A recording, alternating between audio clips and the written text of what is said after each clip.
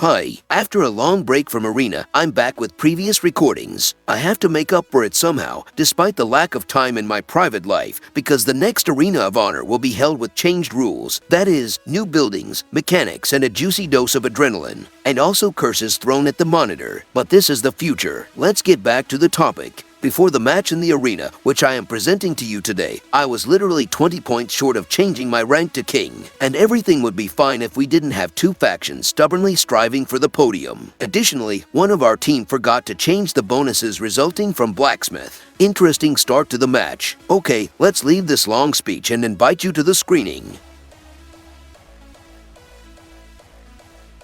The first minutes of each arena are uneventful. Just take over strongholds and start expanding. Our plan was simple: trade over fighting, a smooth path to high points. And we weren't the only ones who had the same idea, but this is quite an accurate solution if someone expects a high number of points. I picked up the idea from the top rankings, and as you can see, I'm not the only one. And that's exactly what I was talking about. As soon as we started looking around where we could get something, we had to shoo away the silver-haired ones. And by the way, we visited the other side of the map, but only passing through.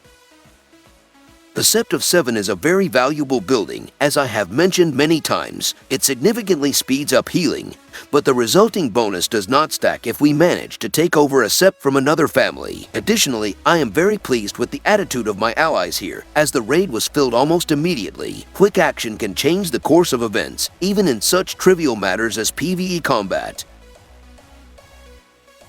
The Tyrell spot is not my favorite place, and from memory it is sometimes difficult for me to accurately aim at the nearest building such as the Sept or the mine. Everyone has habits. I also couldn't complain about the lack of something to do. When sending the Lord on a journey, I simultaneously looked for targets on the map and gave quick commands in the chat. Well, the role of Supreme Commander got me.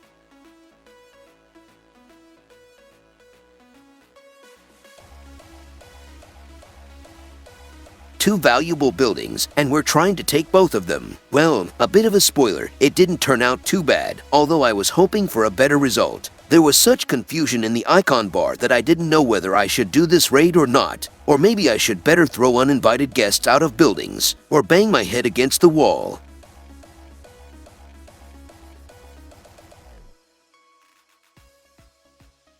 The first strike at the Dragon Pit was ours, but we held on. For 5 seconds, maybe a little more, the Lannisters quickly cooled our enthusiasm on this topic. I had to look at the report.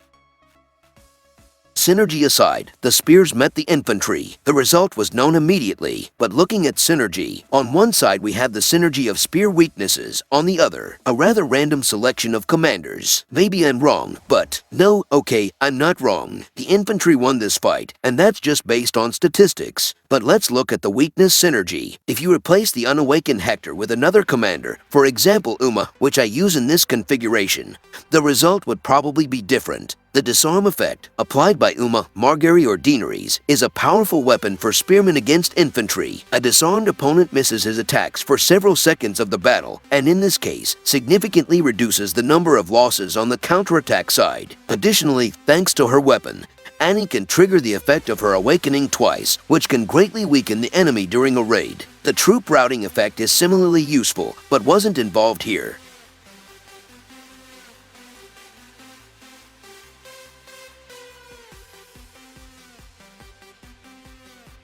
My raid, however, ended completely differently. After taking over, I calmly gave the coordinates to the chat. Everything was fine. It's strange, but I also deserved some peace.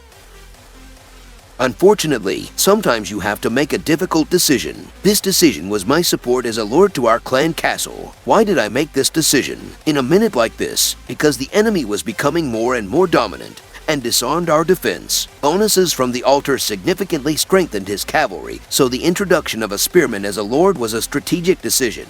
We couldn't afford to lose castle in the last quarter of the match because the fall would have been significant, and we could have even dropped below 4th place. I fought for the royal crown, and I had to act like a king. The last seconds, nothing could spoil this result, not in this situation. I was happy because we worked hard for this result. Luck played a much smaller role. This match was quite calm. I had greater emotions at the very beginning when I saw the opponents and the first attacks on our altars, which slightly hurt my pride. Targaryen, who also wanted to take second place, were beaten by 5,000 points, which is both a big and a small difference. But I'll tell you more about it in the after party, to which I invite you after this scene.